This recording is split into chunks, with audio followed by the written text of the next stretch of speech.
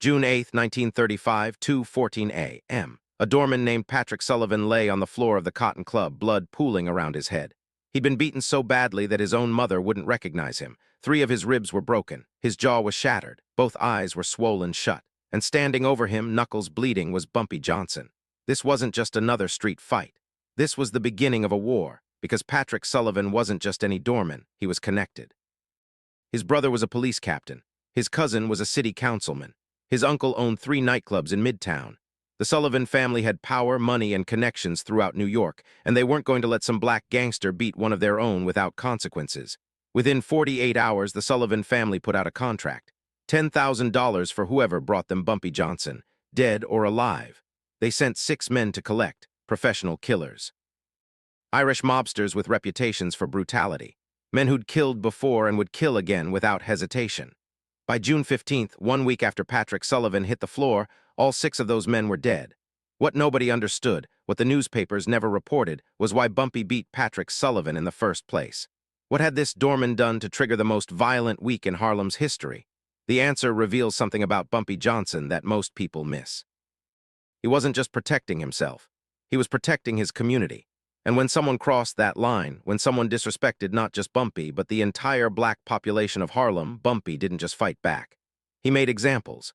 If you want to understand the code Bumpy Johnson lived by, you need to understand what happened in June 1935. Hit subscribe because this story is about to show you exactly what happens when you mistake Bumpy's patience for weakness. To understand what happened in June 1935, you need to understand the Cotton Club and why it represented everything wrong with Harlem in the 1930s. The Cotton Club was Harlem's most famous nightclub. It featured the greatest black entertainers in America. Duke Ellington, Cab Calloway, Ethel Waters, Lena Horne. The talent was black, the atmosphere was Harlem, but the owners were white, the customers were white. And black people weren't allowed inside unless they were performing or serving. That's right. In the heart of Harlem, in a neighborhood that was over 70% black, the most famous club in the area refused to let black customers through the door. It was Jim Crow. In New York City, in 1935, the doormen enforced this policy. They stood outside the Cotton Club and decided who got in and who didn't. And they took pleasure in turning away well-dressed black couples who wanted to enjoy an evening out in their own neighborhood. Patrick Sullivan was one of those doormen, and he was notorious for being especially cruel about it. He didn't just turn black people away, he humiliated them, made jokes, used slurs, physically pushed people off the sidewalk. Patrick believed he had immunity because of his family connections. He believed nobody could touch him. He was wrong. On June 7, 1935, around 11:30 p.m., a young couple approached the Cotton Club. The man's name was James. He was 23 years old. He worked as a Pullman porter, one of the few decent jobs available to black men in 1935. He'd saved for months to take his girlfriend Clara to the Cotton Club. He'd seen the advertisements. He'd heard the music. He wanted to give Clara a special night. James walked up to Patrick Sullivan, dressed in his best suit, with Clara on his arm in a beautiful dress she'd made herself. Patrick took one look at them and laughed. "You lost, boy. Colored entrances around back if they're hiring." James tried to explain that they wanted to be customers, not employees. They had money. They just wanted to hear the music. Patrick's response was to grab James by the collar and throw him off the sidewalk into the street. Clara screamed. James hit the pavement hard, tearing his suit, scraping his hands. And Patrick Sullivan stood there laughing, along with the white customers waiting in line, treating a young man's humiliation like entertainment. What Patrick didn't know was that Bumpy Johnson was walking past at that exact moment. Bumpy saw the whole thing, saw James on the ground, saw Clara crying, saw Patrick laughing, and something in Bumpy snapped. Bumpy walked up to the Cotton Club entrance, looked Patrick Sullivan directly in the eye. "You just put your hands on that young man?" Patrick recognized Bumpy. Everyone in Harlem knew Bumpy Johnson, but Patrick wasn't scared. He had his family's reputation backing him up. "He was where he doesn't belong," Patrick said, "just like you." Bumpy looked at James, still on the ground, humiliated in front of his girlfriend. Looked at Clara, tears running down her face. Looked at the white customers who'd laughed at the whole scene. And Bumpy made a decision. "Nobody treats our people like that in our neighborhood," Bumpy said quietly. Then he hit Patrick Sullivan so hard the doorman's feet left the ground. What happened next was brutal. Bumpy didn't just punch Patrick once. He beat him, systematically, methodically. Every punch was a statement. "This is for James. This is for Clara. This is for every black person you've humiliated. This is for thinking you can treat human beings like animals in their own neighborhood." The other doormen tried to intervene. Bumpy put two of them down before they could get close. Security from inside the club rushed out. Bumpy fought them all. By the time the fight was over, Patrick Sullivan was unconscious on the sidewalk. Three other Cotton Club employees were nursing injuries, and Bumpy Johnson walked away without a scratch. The white customers who'd been laughing minutes earlier were silent. Some of them were scared. They just witnessed what happened when Harlem's protector decided enough was enough. Bumpy helped James to his feet, helped Clara calm down. "Nobody deserves to be treated like that," Bumpy told them. "Not in Harlem, not anywhere." Then Bumpy pulled out a roll of cash and handed James $200. "Get yourself a new suit, take Clara somewhere nice, somewhere that respects you." James tried to refuse the money. Bumpy insisted. "This is our neighborhood," Bumpy said. "We look out for each other here." News of what happened spread through Harlem within hours. By morning, everyone knew. Bumpy Johnson had beaten a Cotton Club doorman half to death for disrespecting a young black couple. The community's reaction was unanimous. Support, pride. Finally, someone had stood up to the racism that infected their own neighborhood. But the Sullivan family's reaction was different. They wanted blood.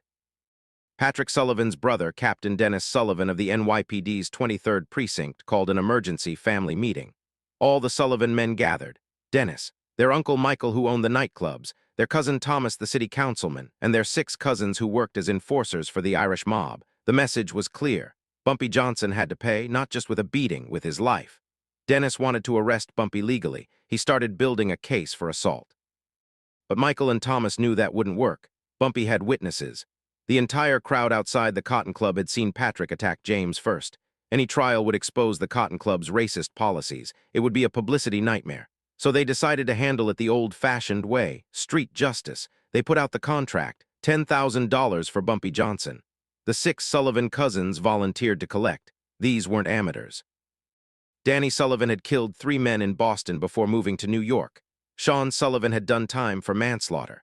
Patrick Sullivan, Jr., named after the doorman, was known for using a straight razor on his victims. Liam, Connor, and Brendan Sullivan rounded out the crew, all of them experienced, all of them violent, all of them confident they could take down one black gangster. They had no idea who they were dealing with. Bumpy Johnson had built a network in Harlem that was invisible to outsiders. He had lookouts on every corner. He had informants in every business. He knew when strangers came into the neighborhood, and the Sullivan cousins were definitely strangers. The moment they crossed into Harlem on June 9th, Bumpy knew about it. He knew their names, he knew what they looked like, he knew they were carrying weapons, and he knew exactly why they were there. A lesser man would have run. Would have left Harlem until things cooled down, would have tried to negotiate. Bumpy did the opposite. He decided to hunt the hunters. June 10th, 1935, 9:47 p.m. Danny Sullivan, the oldest and most experienced of the 6, was drinking at a bar on 125th Street. He was asking questions about Bumpy Johnson, where he lived, where he conducted business, who his associates were. What Danny didn't know was that the bartender was on Bumpy's payroll. And the man sitting 2 stools down, seemingly minding his own business, was Illinois Gordon, Bumpy's closest associate. Danny left the bar around 10:30 p.m., started walking toward the subway station. He never made it. 3 men jumped him in an alley, no guns, just fists, bats, and retribution. They found Danny's body the next morning, beaten to death. No witnesses, no suspects, just a dead Irish mobster in a Harlem alley. The Sullivan family was furious, but they didn't back down. They sent the other 5 deeper into Harlem with instructions to work together. Stay in groups, watch each other's backs. Bumpy picked them off anyway. June 11th, Sean Sullivan was found in the East River, drowned. His hands had been tied behind his back. Someone had held him underwater until he stopped struggling. June 12th, Patrick Sullivan, Jr., disappeared. His body was never found. The rumors said Bumpy had him taken to New Jersey and buried in the Pine Barrens. June 13th, Liam and Connor Sullivan were ambushed while walking through Marcus Garvey Park. Shotgun blasts from 2 different directions. They died instantly. That left 1. Brendan Sullivan, the youngest, only 22 years old. By June 14th, Brendan was terrified. He'd watched 5 of his cousins die in 5 days. He knew he was next. Brendan tried to run, bought a train ticket to Boston, planned to leave New York and never come back. Bumpy found him at Grand Central Station. Brendan saw Bumpy approaching and pulled a knife. Started screaming about how he'd kill Bumpy, how the Sullivan family would never stop coming, how Bumpy had made a mistake. Bumpy didn't even draw a weapon. He walked right up to Brendan, took the knife out of his hand, and said something that witnesses would repeat for decades. "Tell your family that Harlem protects its own. Tell them what happens when you come for me. Tell them what happens when you disrespect our people." Then Bumpy walked away. Left Brendan standing there, shaking, alive. Brendan got on that train to Boston. And he did exactly what Bumpy told him to do. He told his family what happened. He told them that 6 men had gone into Harlem to kill Bumpy Johnson and only one came back. He told them that Bumpy Johnson was untouchable. And the Sullivan family, for all their power and connections, decided that pursuing this vendetta any further would only result in more dead Sullivans. Word of what happened in June 1935 spread through New York like wildfire. The story changed depending on who told it. Some versions had Bumpy killing all 6 men personally. Some versions had him commanding an army. The truth was somewhere in between. Bumpy hadn't killed anyone with his own hands, but he'd orchestrated everything. He'd positioned his people strategically. He'd used his network to track the Sullivans' every move. He'd turned Harlem itself into a weapon. The neighborhood had become his fortress. Every resident was his eyes. Every business owner was his ally. The Sullivan cousins had walked into territory where they had no friends, no support, and no chance. The Cotton Club quietly changed its doorman policy after June 1935. They didn't make an announcement. They didn't apologize. They just stopped explicitly turning away black customers. It wasn't equality, but it was progress. And it happened because Bumpy Johnson had made it clear that racist violence in Harlem would have consequences. Patrick Sullivan, the doorman who started it all, recovered from his injuries, but he never worked in Harlem again.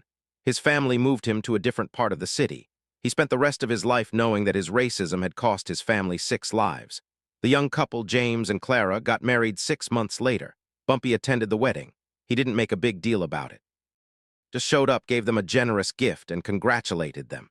Years later, James would tell his grandchildren the story, how Bumpy Johnson had stood up for him when he was humiliated, how Bumpy had restored his dignity, how Bumpy had proven that in Harlem, black lives mattered, even in 1935 when the rest of America was telling them otherwise.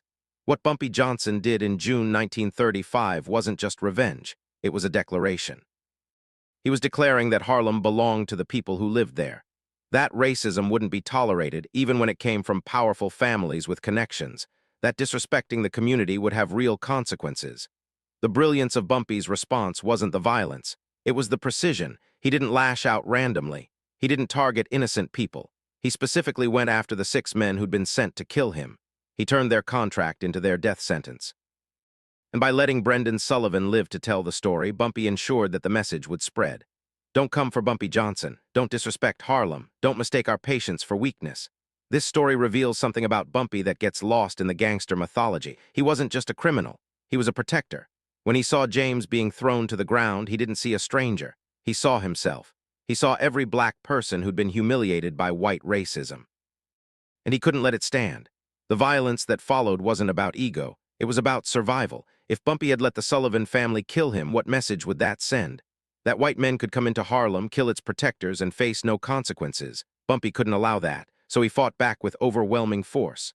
Bumpy Johnson lived another 33 years after June 1935. He faced down the Italian mob. He survived prison. He outlasted enemies who had more money, more guns, and more political power. And he did it all while maintaining the same principle. Harlem is ours. We protect our own. And anyone who threatens that will learn why they call me Bumpy. If this story showed you a side of Bumpy Johnson you'd never seen before, hit that like button right now. This is the real history they don't teach in schools. The stories of how black communities protected themselves when the law wouldn't. Subscribe to this channel because we're documenting every major moment in Bumpy Johnson's life, and each one reveals something powerful about resistance, dignity, and survival. Drop a comment and tell me, was Bumpy justified in what he did to the Sullivan cousins? Or did he go too far? I want to hear your perspective. And smash that notification bell because next time, we're breaking down how Bumpy Johnson prevented a race riot in Harlem that would have resulted in hundreds of deaths. The police department tried to cover it up, but we found the truth. You cannot miss that story. Remember, in June 1935, Bumpy Johnson proved that respect isn't something you ask for, it's something you demand. And when someone tries to take your dignity, you take everything from them. That was the code. That was the way. And that was Bumpy Johnson.